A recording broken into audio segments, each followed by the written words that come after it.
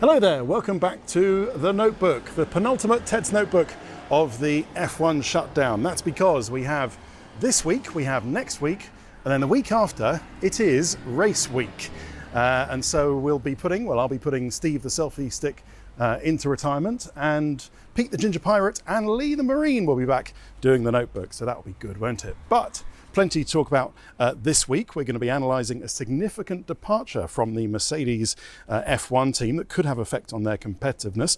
And we'll look at the 74-page document from the FIA that puts the rules in place for the new normal of holding motorsport events races in this COVID situation, atmosphere, environment that we have at the moment. Next week we'll look at every team, where they've been testing pre-Austria, and we'll see how they're looking going into the first three races. But first to Mercedes. And, well, do you remember all the rumours in the last few weeks were of the Toto Wolff, the boss of the race team, moving on or finding something different role within the organisation.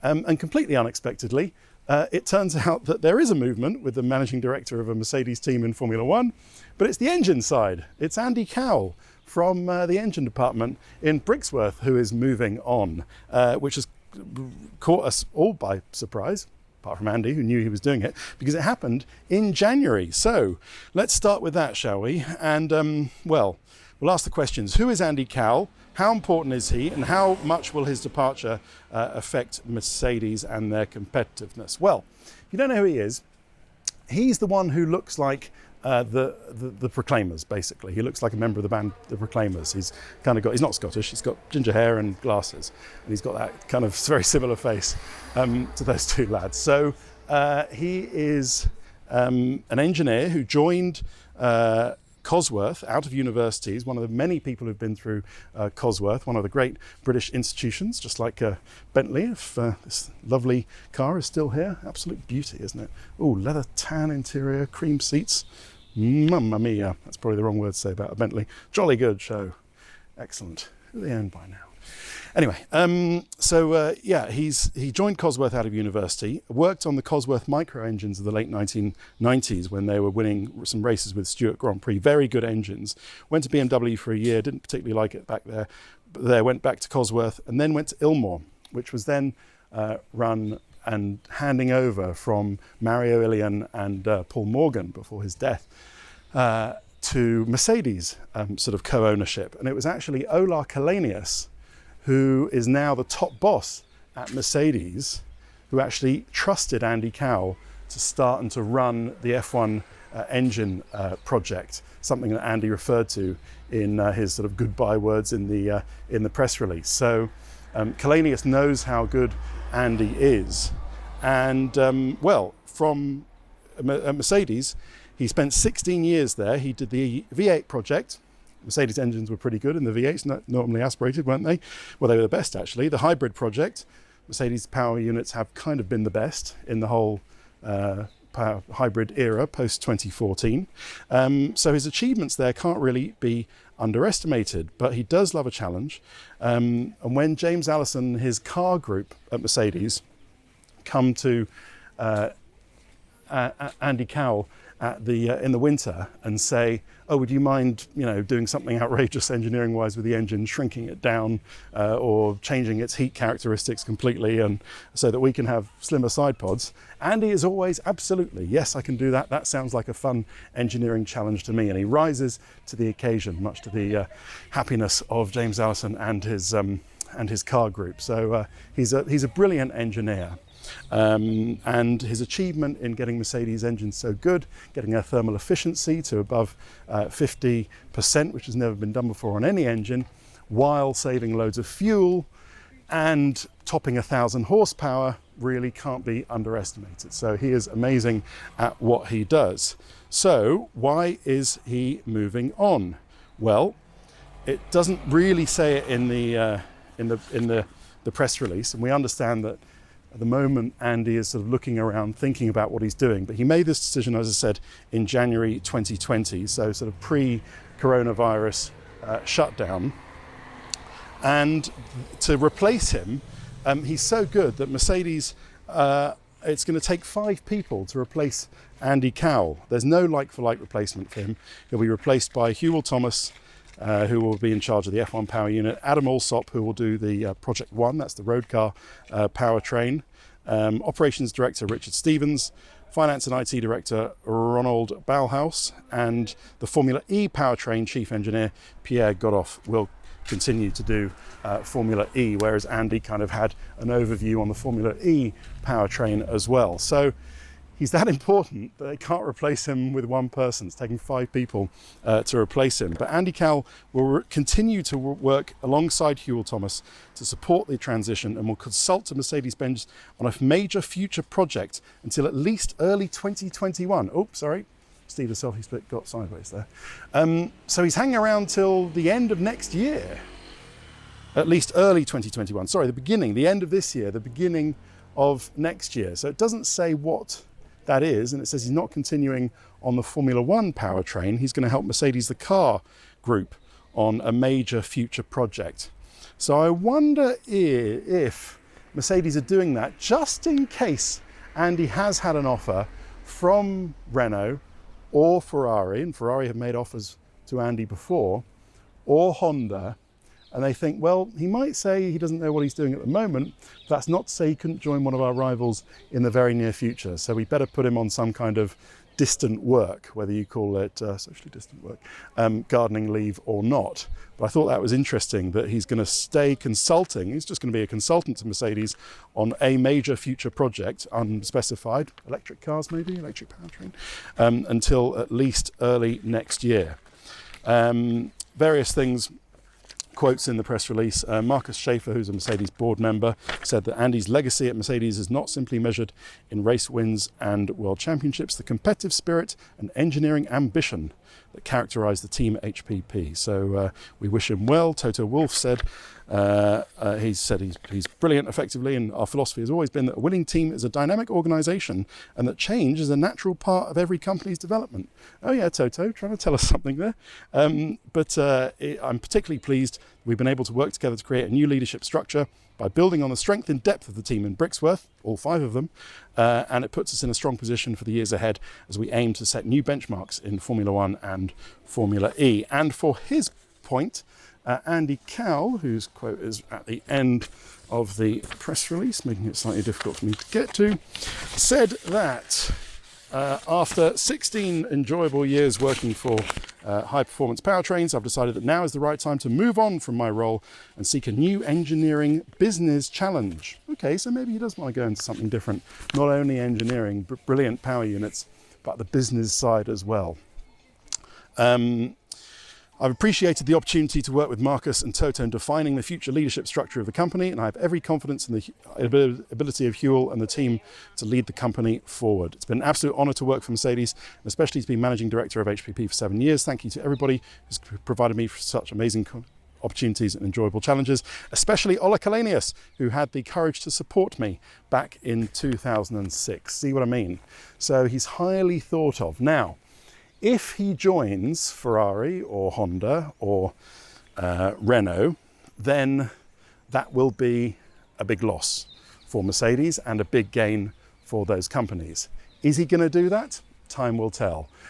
Does Mercedes have a good group of those 5? And Hewell Thomas is a good man. You can see him on the podium here a couple of years ago. He is a good man and he knows what he's doing, and he's got a good team at Brixworth. They've won lots. They know what they're doing.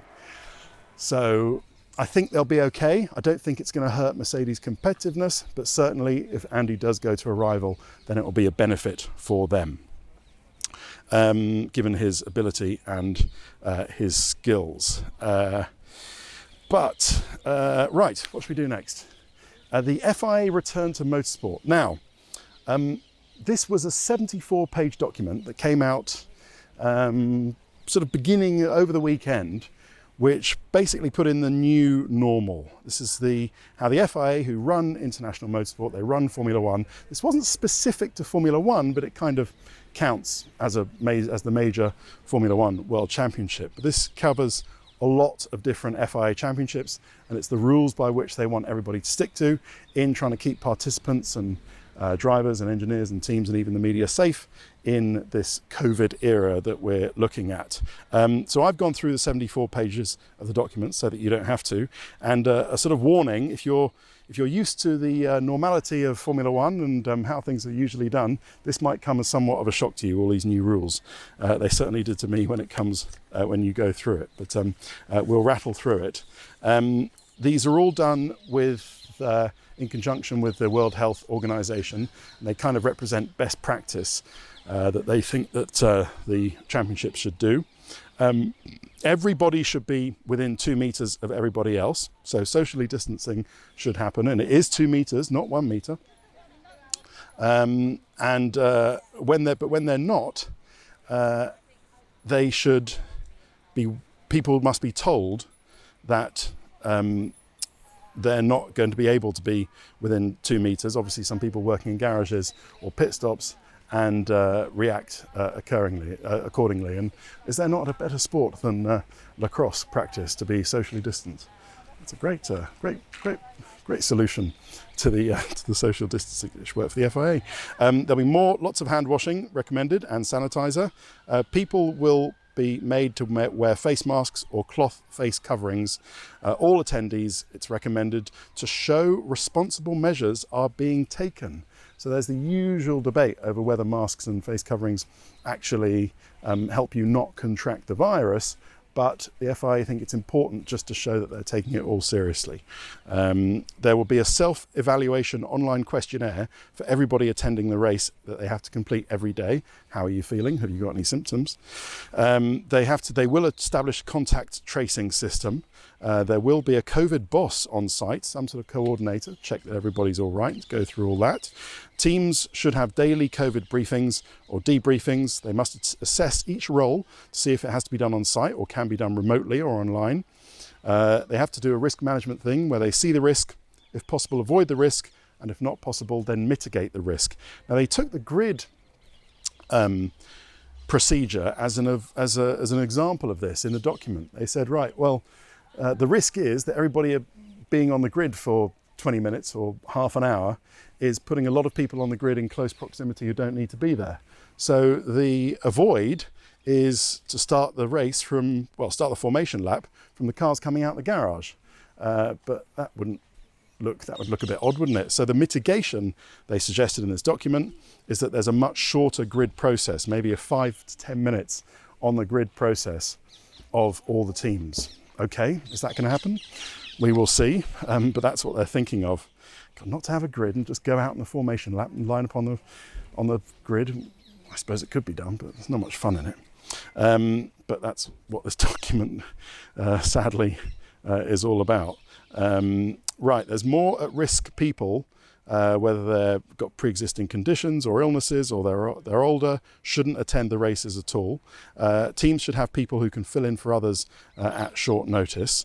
There's a group separation strategy. So if groups have to mix, and this is essentially different teams and the media, if they have to mix, then personal protective equipment must be used, PPE, and they must social distance as well. There will be an isolation hut on site at the races. The venue will be cleaned, an isolation hut if somebody does get it and needs to be put in this hut to isolate before they're moved out of off-site. The venue will be cleaned much more than it is at the moment. There will be a queue to get into the paddock, which will be marked by distancing markers. If there is a queue to get into the paddock, it will be marked with distancing markers, try and avoid that. Shared service provision, this is an interesting one. What about Pirelli, the people who do the tyres, or Brembo, the guys who do the brakes, what about them? Well, they have to go from garage to garage, or McLaren who do the electronic systems, the ECUs of the engines. If there are people who have to go from group to group, from garage to garage, they must be fully kitted up in their PPE. I almost said PPE equipment, which is the equivalent of saying PIN number, isn't it? It's not, it's personal protective equipment. They must be fully PPE'd up before they go from group to group and from garage to garage. If you don't comply, you'll be chucked out of the racetrack and chucked out of the event, so you better comply. Can you have fewer people in the pit stop? They're asking the teams. Can you have fewer people on the pit wall? If so, do it. We're going to have a distant podium, whereby they're not going to be on the podium, we think. There's going to be a podium on the grid where they can stand more than 2 meters apart from each other. First, second, third, the winning constructor, and whichever dignitaries are giving out the cups and the prizes. Not sure if they're going to be spraying champagne on each other. Does that have to be disinfected in some strange way? I'm not quite sure. What will they spray instead? Milk? Don't know. Anyway, there has to be distance then in the stewards room, and the race control has to be distanced in the stewards room between the stewards and the drivers if they go in there. The driver's briefing has to be done in PPE or by Zoom or in the open air. The scrutineering weigh bridge has to be cleaned after every car. The weighing of, in the driver's weighing room after the race or qualifying, they must be distanced, so there'll be no more Max Verstappen getting eggy with Esteban Ocon in a bit of handbags, because they'll have to distance from each other, so that won't happen anymore. The marshals on the track, very important, of course, the job that they do. They have to be distanced from each other, they have to wear PPE, they have to use hand sanitizer a lot, and no older marshals or at-risk groups will be recommended by the FIA. There'll be distance in race control as well, Michael Massey and all his people in race control, so they'll be more spread out. And then the media should operate remotely if possible. A small group of wire agency service media will be there, who will make pool interviews with key drivers and team personnel. Teams should pool the content, either do it themselves or get some pool journalist to do it and then give it to everybody else immediately. Same for photographers. There'll be no media briefings or scrums. A lot of that will be done by video conference, Zoom or WebEx or whatever else you want. No large-scale press conferences. Pool TV interviews, which will be done post-qualifying and post-race, done distantly by journalists with a driver in front of a microphone that I told you about the last notebook. There will be some sort of pen, which will be essentially managed space by Rota, where the teams can put people up for interview and then they can do these pool interviews. And, well, if you want to know more about it, the FIA have done a Return to Motorsport TM resource page on their website. So, I told you it was a lot, didn't I? But it just makes you think about the work that the FIA have had to do to close off every kind of risk and to make every kind of aspect of a race weekend that we just bear in mind, take for granted, into a COVID risk avoiding situation as much as they can. So it's been a huge amount of work, and you're going to see a very different, well, apart from the racing, which hopefully will be as good as ever, or hopefully it'll be good, it'll be quite a different environment. But good news is that we'll be there, Sky F1 will be there, and we'll show you everything that's going on, just to keep you updated as to how the new normal is in motorsport. So we'll be at the races live on site, I'm happy to say. So that's what's going on. Seb Vettel update.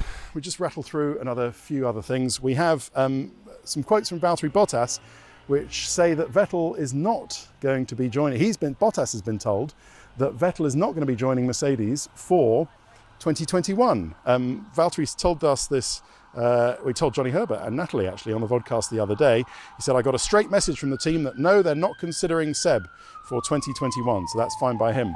Doesn't mean that Mercedes aren't considering Esteban Ocon or George Russell for Valtteri's seat for 2021, of course, but I think they're thinking of Valtteri first. So, but it's not.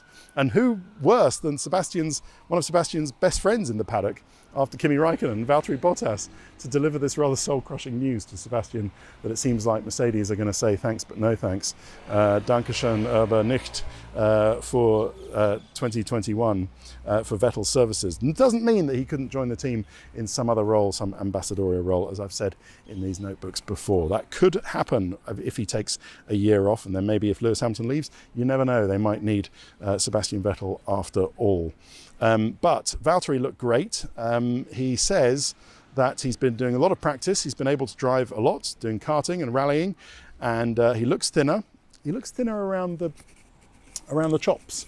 And he did a fitness test, and that proved, apparently, with Antti, his trainer, that he's in the best shape he's ever been in. That's not just something that he's saying before a season, like a lot of drivers do. He is actually, having done this fitness test, in the best shape he's ever been in going into the championship. So I wonder, together with the work that he's done, he said again, in certain kind of corners, to improve his driving style, to be quicker in certain kind of corners. And we talked about this in the first of these shutdown notebooks. And I took that to kind of to be fast corners, because he's normally quite good in slow corners, but it could equally be slow corners, I guess, if he could find some more speed through those kind of corners. That he thinks that he's made good steps and he's more complete as a driver. So I think he's going to be, well, let's put it this way. If he's going to beat Lewis Hamilton, I think this is his best chance. This year, with the preparation that Bottas has had, he's got his best chance to beat Hamilton in equal cars that he's had for the last few years since he's been Hamilton's teammate, because he's done so much work. That's not to say Lewis hasn't done a lot of work. Clearly he has. He looks in great shape at the test they did at Silverstone in a 2-year-old car the other day. But if Bottas is going to do it, maybe now is the time. Now or never for Bottas, you could say.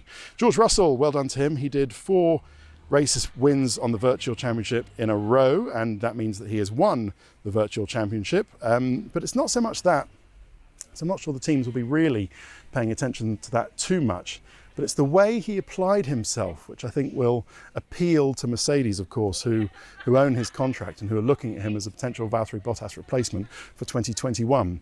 He decided, and he's told Sky Sports News about this, that we had this period of lockdown. This virtual racing was going to happen, it wasn't going to go away, and if he was going to compete, he might as well do it seriously. So really knuckled down. He studied with how to be fast on these e-racing games and what all the little tricks of the trade were, and he worked with Xavi Guerrera, who was the Williams kind of pro gamer and sort of as his engineers, George Russell's engineer. And really did a lot of work, was meticulous in his work, was Russell, in doing that. And I think that won't have gone unnoticed by Toto Wolff, by James Vowles, by all the people in Mercedes who have a part to play in that young driver program. And I think that will stand the way that Russell applied himself and obviously did really well. I think that will stand him in very good stead. It won't do him any harm at all, the way he came out of that and was the best driver by some margin towards the end of the championship, even though he didn't start off too well. But since he took it seriously, he did really well. We should say well done to Williams Rebellion Racing Esports, who won the virtual Le Mans with Louis Delatraz and Raffaele Marciello, and the brilliant to pronounce Nick Wysyniewski and Kuba Brzezinski. Wysyniewski. Hope I pronounced that right. Anyway, well done, chaps. Now, we had an interview with Antonio Giovinazzi, on the vodcast the other day. He said about not getting the Ferrari drive, shrugged it off. Well, it wasn't the right time for me anyway, which I guess he would say, because he wasn't offered it. It went to Carlos Sainz pretty much straight away. But I think Antonio Giovinazzi's right. His time may come with Ferrari. He is still young. I don't know if you saw Lando Norris on some of the e-racing, but for close-up these computer screens, he started wearing specs. So obviously a lot of the CPU work, or the monitor work, has made him wear glasses for close-up work. And well, join the club on that one, Lando, son. The eyes go in the end, don't they? What about the calendar? It's confirmed. No Singapore Grand Prix, if any of you were thinking of going. Sorry, it's off. No Japan, no Baku. Vietnam is looking very dodgy. Canada, big question mark still. Prospect of a doubleheader at the Chinese Grand Prix in Shanghai. Some thoughts that it might go to Portimao on the Algarve, but that track is very bumpy, so they'd have to do a very quick resurfacing job if we're to go there in sort of October, November. Probably unlikely. Imola still seems to be talked about, as does Mugello, which is the favourite, before we go for maybe a doubleheader at the Chinese Grand Prix in Shanghai. Hockenheim still possible. Magny-Cours, why is nobody talking about Magny-Cours? Quite possibly because if it does go to France, it should go to Paul Ricard, because they've got the French Grand Prix and everything. But if we're talking about Hockenheim and Imola, why not Magny-Cours, I thought the other day. Well, easy answer there. And if we're talking French, let's get finally to the Leclerc-Monaco video that I told you about in a notebook a few episodes ago. So this was instead of the Monaco Grand Prix, or on the day that Monaco would have been, the French director, Claude Lelouch, who had directed C'était un Rendezvous, about that guy. Well, it was him driving a car like a madman through Paris in order to meet a mystery blonde on the steps of Montmartre. I thought they were doing a version in Monaco where Charles Leclerc drives around the streets of Monaco at 6 in the morning like a madman, and then goes to meet a glamorous blonde on the steps of the Hotel de Paris or something. Well, it was sort of that. Take a look for yourselves. Go to YouTube and go to the Ferrari channel on YouTube, and you will see it. Le Grand Rendezvous. There is a moment where they do stop outside the steps to the Hotel de Paris, but it rather breaks the fourth wall when His Serene Highness the Prince of Monaco comes out and shakes hands. Well, he does the little COVID fist bump with Leclerc and then goes for a sort of joyride in the middle of what I thought was going to be a story about Charles Leclerc driving like a madman in a Ferrari SF90 Stradale around the streets of Monaco. So maybe it's more of a documentary than a story, but interesting. See what you think about it, and well, let me know somehow. But maybe it's all good fun. And nice to see a Ferrari steaming around the streets of Monaco when we've been devoid of racing. I think that's what Claude Lelouch was trying to do with the Prince Albert and Charles Leclerc, rather than any kind of movie with a plot. But yeah, well intentioned, but maybe could do with a re-edit. Much like the Notebook. And that's all for this week. The last one of the shutdown will be next week. So I'll see you then. Oh, have a look on the Sky Sports website for Natalie's Cribs with George Russell. Very good watch. Lovely house he's got. Anyway, that's it from the Notebook. Thanks for watching. See you next time. Bye-bye. Sky Sports F1. Feel it all.